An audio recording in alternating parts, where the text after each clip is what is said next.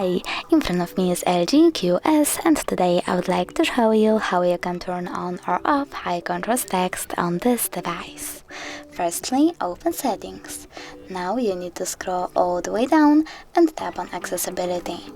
Then click on Vision over here, and then choose High Contrast Screen over here by tapping on the switcher next to it. Now we have to wait.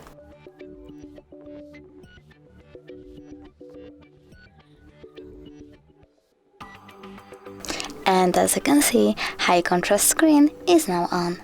If you wish to turn it off, just click at the same switcher and wait again.